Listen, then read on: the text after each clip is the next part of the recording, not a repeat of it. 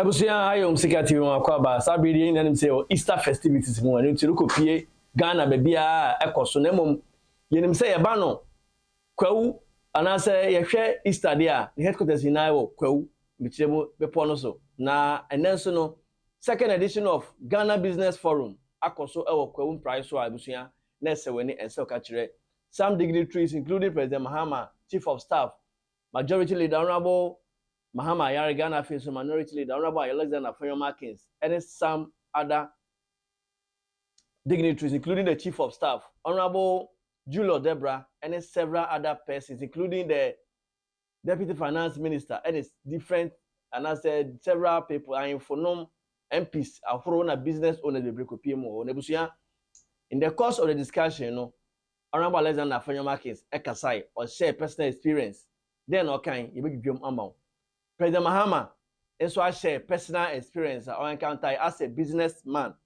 Ebusuya Ghana nipa bebre were passion said they were established businesses, but after the establishment, what next? What does the employees do to the business to survive or suffer? Make sure so first time about channel so subscribe to Mzika TV na face feel free say about your na fasa nsemi ho na face don't follow you on YouTube, don't follow you on Facebook here, no follow Mzika TV on Facebook. Instagram na Facebook, TikTok. In the second edition of the Ghana Business Forum, also prior so the likes of President Mahama, Chief of Staff Honorable Julio Debra, Majority Leader Honorable Mahama Yariga, Minority Leader Honorable Alexander Markins, and I feel Crown Deputy Finance Minister and several other dignitaries. I inform Ekupimu Ewa Eseweni and Selkachre. Nani Nana Sergeant to Atwa na Ghana.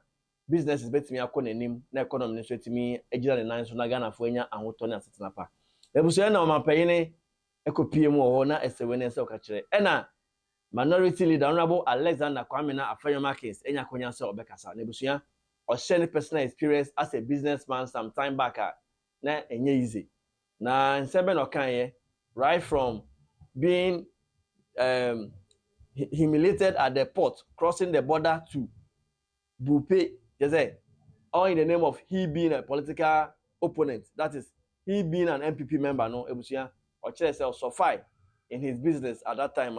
So, the intervention of President Mahama, Nankanoma, and Koyam, and the business company collapse. You could see how all this answer no Etugua FI.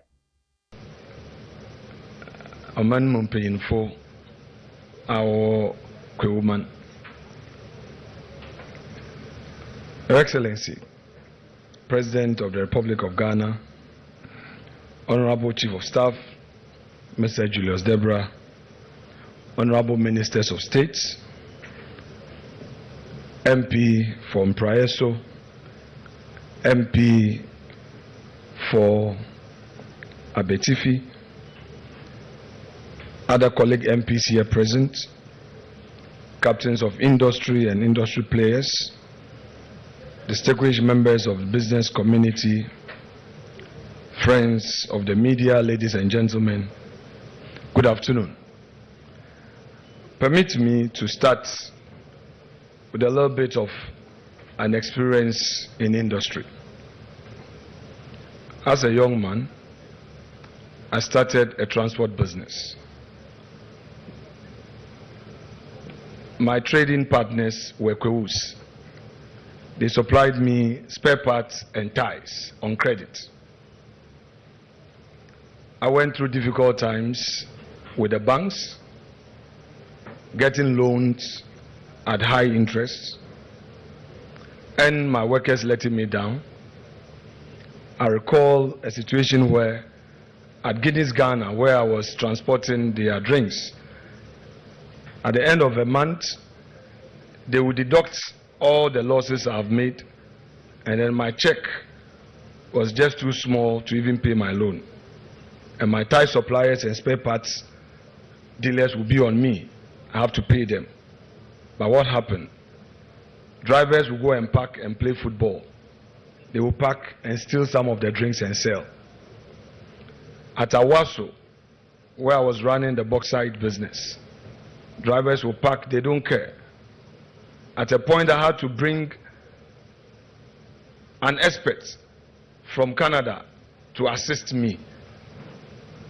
Though we had a transport manager, but the Obroni's face did a change for us, and I had to pay dollars.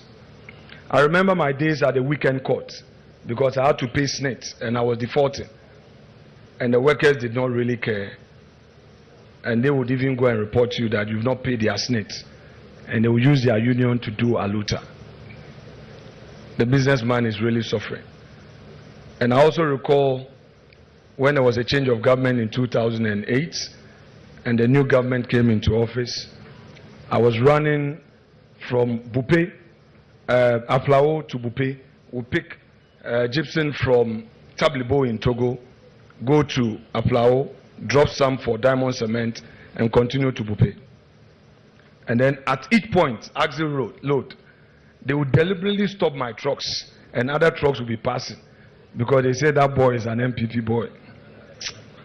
My partner had to rise to Vice President John Dramani Mahama, as he then was, and he had to intervene to call those boys to order. Because I told my partner to tell him that the diamond cement factory in Bupe, if they don't get the limestone, they won't produce the cement, and it will affect his area. Did we go or did we come? Indeed, I needed to give you this background so that those of you in private business will relate, so that we know where we are starting from and what is expected of us as a political class. Let me say it's an honor to join you for this second edition of the KWAHU Business Forum, an important platform that continues to inspire fresh thinking about Ghana's economic future, while reminding us that the future of our nation is deeply intertwined with the active participation of the private sector, particularly the strength of its indigenous businesses and the vision of its entrepreneurs. The theme for this year, the future of business, the role of the financial sector, is not only timely but foundational. No economy can thrive where access to finance remains elusive. Ghana's economic future will depend heavily on the strength, agility, and the resilience of its business community, and on the strategic role of the financial sector that it plays in supporting particularly our indigenous enterprises to scale up and succeed. When we empower local businesses with the capital and confidence they need to grow, we do more than boost productivity. We open up the pathways for job creation. And in a country where youth unemployment remains one of our most urgent national challenges, building a strong and inclusive financial ecosystem is not just an economic imperative, it is also a social one as well. Now, championing entrepreneurship. As I've already indicated, as someone who over 2 decades not only found himself in public service but also in the private enterprise, I understand the hurdles that define the entrepreneurial journey. I have walked the often unpredictable road of private enterprise, and so I know firsthand the thrill of opportunity and the weight of challenges that every Ghanaian entrepreneur must carry. I understand what it means to raise capital, to innovate through constraint, and to stay resilient in the face of shifting market dynamics and a fragile entrepreneurial ecosystem. These personal experiences have deepened my conviction that entrepreneurship is not just a livelihood, it is nation building. It is also what continues to shape my passion for championing policies that support and empower Ghanaian entrepreneurs and the private sector, because I don't just sympathize with their journey out of theory, I identify with it from lived experience. I understand their struggles, their sacrifices, and their ambitions. It is precisely because of this that I believe, as a political class, we have a responsibility to depoliticize entrepreneurship, to create an ecosystem where business owners can thrive without fear of being tagged or targeted. We must celebrate enterprise and actively cultivate an environment where hard work and creativity is rewarded. Entrepreneurship must not be viewed through a political lens. the success of a business should never depend on which political regime is in power, nor should it be stifled by partisan labels. Our role as political leaders is not to frustrate private sector actors, but to foster a fair and enabling environment where merit, innovation, and hard work thrive. And as we nurture this culture of enterprise, we must also take a hard look at how we extend opportunity, particularly to the youth. They must be supported only when they must not be supported only when they wear our party colors. They must be supported when they demonstrate potential, creativity, and drive. Ghana's future cannot be built on partisan loyalty. It must be built on merit. Those who deserve opportunity should be given opportunity, regardless of political affiliation. That is how we build a nation. That is how we create competition. And that is how we create progress in a nation. I believe that the time has come for Ghana to consider establishing a national orientation program built around these values, one that instills a renewed sense of civic responsibility, discipline, hard work, and enterprise in our national psyche. We must deliberately shape a new Ghanaian mindset, one that values hard work over shortcuts, merit over connections, and contribution over entitlement. The public sector is already choked, and the jobs of the future will be created in the private sector.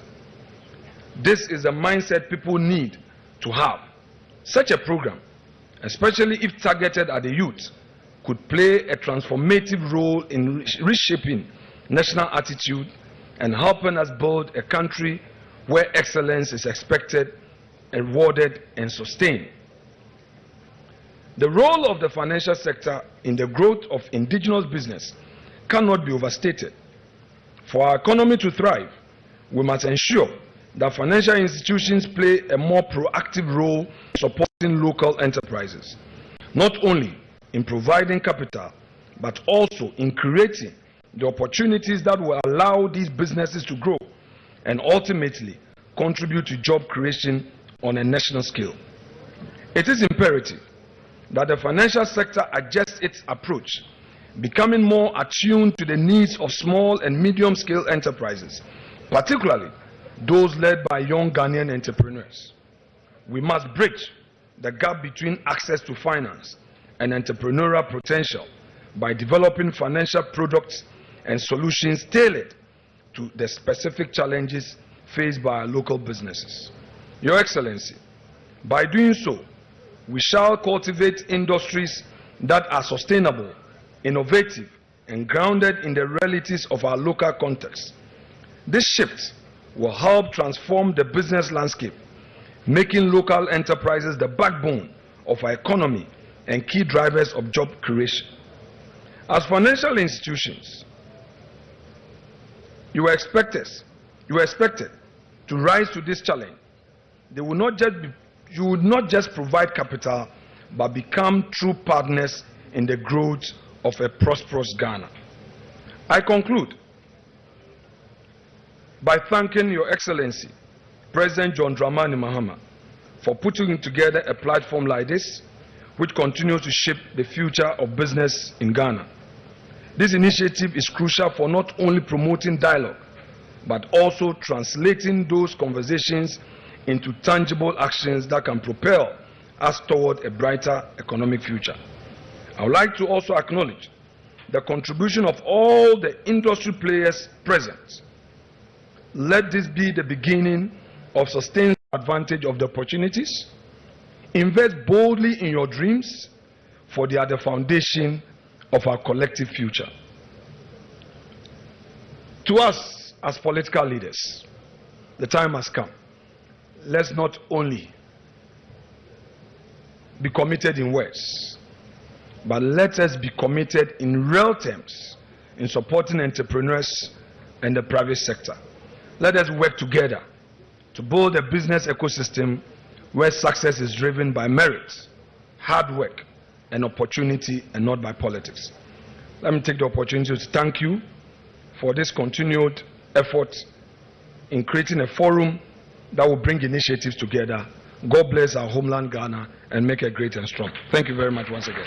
Nebusuya sanse bu yoro balance na fema market scan no mapayin mahama nso nya akonya so bekasa. Ono so esi ekasa e address e chere plans aban wo na obetimi aboa na Ghana abeye business friendly country. Na Africa policy me freti menya capital. E no so a problem akwa face for Ghana anom.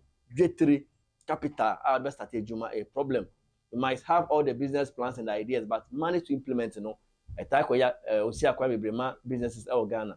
No man peri man makasa no so che say hey afenyo enyo ko an me akasa kra no tama me MP no me se be ko ye bibi na timi adiska kakra ba se be ya bebusuafo no won frɛ me kasa seniska ne ade ntoto ba as mebusuani bi na okire mu kwan a wode no fa so okina sei addition sei opportunities are being thrown up and we as a country must take advantage of those opportunities.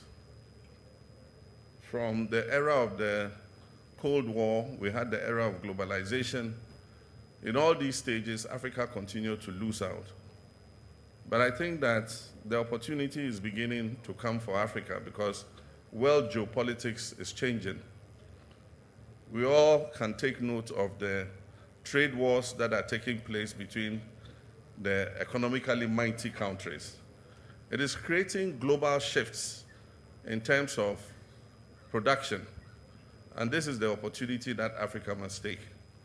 And so let us shake ourselves out of the mindset that we are traders, because we can be manufacturers, we can be industrialists, we can be digital entrepreneurs, we can be agribusinessmen, we can be large-scale commercial farmers, we can be anything that we want. And so with the shift in the global geopolitics, new opportunities are being created. And as long as the Trumpian things continue happening, it makes the world a bit more unpredictable. And the more unpredictable the world is, the more opportunity it creates for those who have been marginalized for a long time. I want to thank Nana Chairman for the comments he made about the Afram Plains. And I want to assure him that Afram Plains is in our sight in terms of its agricultural potential and agro-processing. We've labeled Afram Plains a special agro-processing zone, SAPZ. And in line with the same program that the African Development Bank is pursuing, we intend to achieve substantial funding from the African Development Bank for investment in the Afram Plains, both in terms of agriculture and agro-processing. But to be able to do that, we must first put in the infrastructure. And so under the big push, we have put the bridge at Echiamam from under the big push to construct the bridge so that we can take the ferry away. And then also we've targeted the main roads in the Afram Plains area to rehabilitate them so that it can ease doing business in the area. Let me thank both the majority and minority leader for attending. For me, it sends a signal that this is a non-partisan business forum, and that it is open to everybody, notwithstanding one's political affiliation. And my hope is that future presidents who succeed me will continue to adopt this as a forum that must continue, no matter which party is in power. But I'd like to make my last comment on the issue the minority leader raised. And it's not only him. There are several businessmen who have told me that one of the major hindrances they face in business is not even capital. It is getting trusted people to work with. If somebody comes to work for you, he thinks that your business is a platform for him also to build his business. And it's not only him who has had that experience. I've had it too. I bought a bus for a relative to run transport business so that he can look after the family at home and stop disturbing me on my small parliamentary salary. And they gave it to a driver who was a relative. Good driver though. The first thing he did was he went and put a carrier on the bus. And anytime you saw the bus had more load on top of it than in the bus. And so what happened? The axle broke down. And it was the most regrettable actions. We came to attend the KWAHU Easter celebrations. And while we were planning the trip, my friend and co-conspirator, the Honorable Julius Deborah, formulated an idea that as part of attending the celebrations, we should organize a forum so that I could use it as a platform to explain what my economic policies were going to be and how they were going to assist business people to be able to transform their businesses and grow their businesses. And so we contacted a few business people, and they thought it was a brilliant idea. And so that is how the idea of the KWAHU Business Forum was born.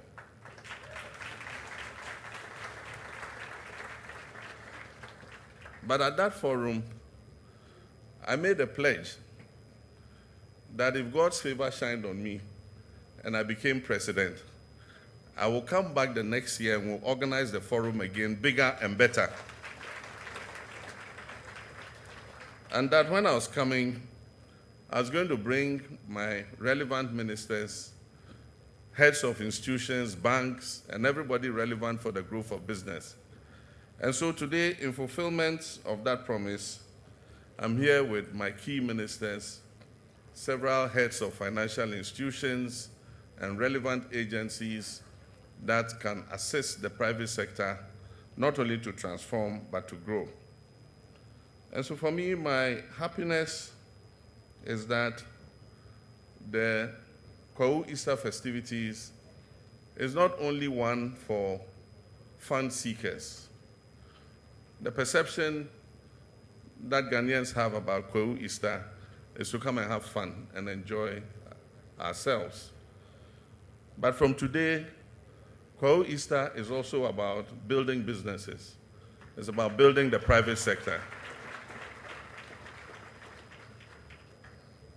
And let me say that while the forum is labeled the KWAHU Business Forum, it is just a testament of the acumen of KWAHU business people, but it is not only for KWAHU businessmen. It's open to all Ghanaian businessmen, foreigners, Ghanaians, anybody who wants to come and attend and network is invited to attend this forum.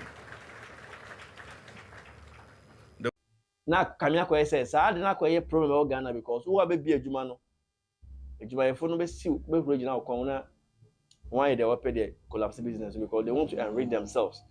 And it's our paying my share the personal experience as a businessman or as an entrepreneur some time back. And now Osha Ghana no see any attitudinal change when it comes to employee-employee relationship. Now we don't take the work at heart and more Ghana in terms of business creation and also entrepreneurship, because sometimes the person that you employ will then they will let you down and your business might fold up. There was a way in Sambia, a course so KWAHU Business Forum, second edition 2025. A course in the day prior. So Sabi the KWAHU festivities no in normal goods so a course. So there was here feel free so much to watch Navasa and same year a course so KWAHU Business Forum 2025 for no a home mommy in the comment section. Feel free so much to video now so in your DH. I also for Nana appear. Also a personal experience as a businessman, as an entrepreneur, share mommy the comment section. Now Ghana no. You should have change of mind or attitudinal change so that businesses will flourish and will make more profits. The business booms and also that the employees will also enjoy when the business is growing. Bye bye.